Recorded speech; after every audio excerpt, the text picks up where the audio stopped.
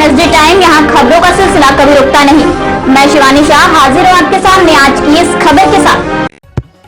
सिकंदरपुर स्वामीनाथ सिंह सुरेंद्र महाविद्यालय धर्मपुर काजीपुर बलिया के प्रांगण में महान स्वतंत्रता संग्राम सेनानी स्वामीनाथ सिंह के 44वीं पुण्यतिथि पर आयोजित सर्वदलीय श्रद्धांजलि सभा को मुख्य अतिथि के रूप में संबोधित करते हुए सांसद सलेमपुर रविंद्र कुशवाहा ने कहा कि स्वामीनाथ सिंह के त्याग, तपस्या और बलिदान की बदौलत यह आजादी हमें मिली है। यह देश उनका कृतज्ञ है जिन्होंने मातृभूमि की वेदी पर अपना सर्वस्व समर्पित कर दिया।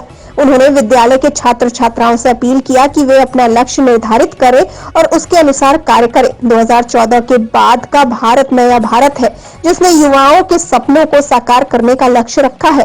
पूर्व मंत्री राजधारी ने कहा कि इंसान दो तरह के होते हैं, एक इंसान सिर्फ अपने लिए जीता है और जब वह व्यक्ति मर जाता है तो उसके साथ उसकी कीर्ति चली जाती है, परंतु एक व्यक्ति ऐसा होता है जो समाज के लिए, देश के लिए और विश्व कल्याण के लिए जीता है।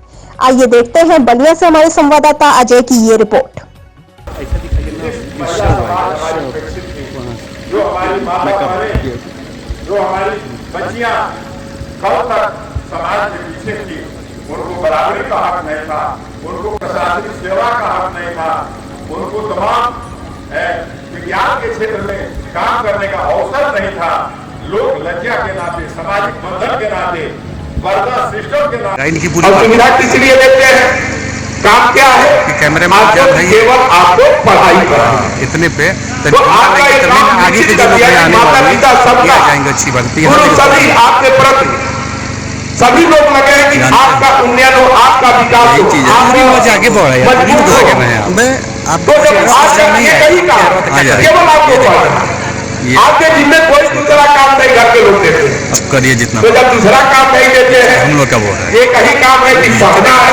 तो फीस मालूम होता है आगे जी प्रधान जी बैठे हैं लोग, और जब लाइन मौजूद पढ़ाई करते हैं तो निश्चित रूप से इसी बच्चे बच्चियों में से ऐसे बच्चे बच्चियां निकल अपने मन के अंदर एक विश्वास पैदा करो कि मैं कुछ भी कर सकता, किसी भी उद्देश्य को मैं प्राप्त कर सकता, क्योंकि ये उद्देश्य प्राप्त करने वाले हैं जो बड़े बड़े पदों पर लोग हैं, जो आज देश को और समाज को दिशा देने का काम कर रहे हैं, वो भी किसी न किसी विद्यालय से ही पढ़ के गए। तो हम भी निश्चित कर रहे हैं और सही मायने में देश की सेवा नहीं। आज महिला तमाम विसंगतियां समाज में है, उसको दूर करने की दिशा में हमको लड़ाई लड़नी है। तो लड़ाई कैसे होगी?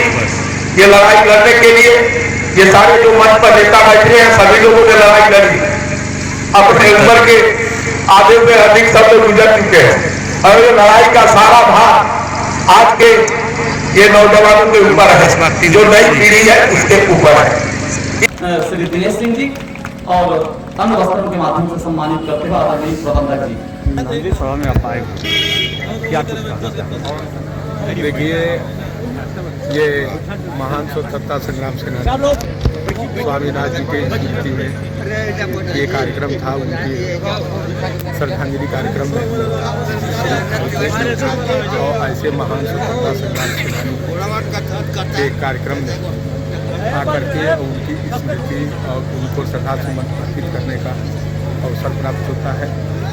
और गणतंत्र दिवस आने वाला है, इस अवसर पर हम पूरे अपने क्षेत्रवासियों के सुख और समृद्धि की कामना करते हैं। सर, एक सवाल और लास्ट है, पूरा देश के किसान धरने पे हैं, आपकी सरकार बातचीत करने को तैयार नहीं, इस पर क्या कहना चाहेंगे सर आप? हमारी सरकार बातचीत करने को तैयार है। सरकार ने कृषि कानून बिल को 1.5 साल तक जी स्थगित करने का भी निर्णय ले लिया, लेकिन ये सारी चीज़ों को देखने के बाद ये लगता है कि हिंदुस्तान के जो 85% छोटे किसान हैं उनका नेतृत्व नहीं है। ये बड़े किसानों का आंदोलन है और जो एक प्रकार कांग्रेस और कम्युनिस्ट के दबाव में आकर मोदी जी की सरकार को झुकाना चाहती है। हमारी सरकार कतई रुकने वाली नहीं है और 85% किसानों के साथ है। छोटे किसानों के हित का हम बलिदान नहीं कर सकते हैं। बड़े किसान जो ट्रैक्टर ट्राली और बड़े बड़े पूरे साधन के साथ वहाँ मौजूद हैं और जो एक तरह से देश को ब्लैकमेल करने का काम कर रहे हैं, ऐसे आंदोलन अपेक्षित नहीं है। फिर भी सरकार ने बहुत कुछ उनकी मांगों को मानने का काम किया। इसके बावजूद भी अगर वो जिद पर अड़े हुए हैं तो इसको हम यही मान सकते हैं कि वो केवल और केवल कम्युनिस्ट और कांग्रेस के एजेंडे पर काम कर रहे हैं, उनका अपना कोई एजेंडा नहीं। सर लास्ट सवाल, बस लास्ट सर, पूरे कोरोना काल में साल भर पूरे विद्यालय बंद रहा, विद्यालय परिवार के लिए आपकी सहायता राशि कुछ होगी?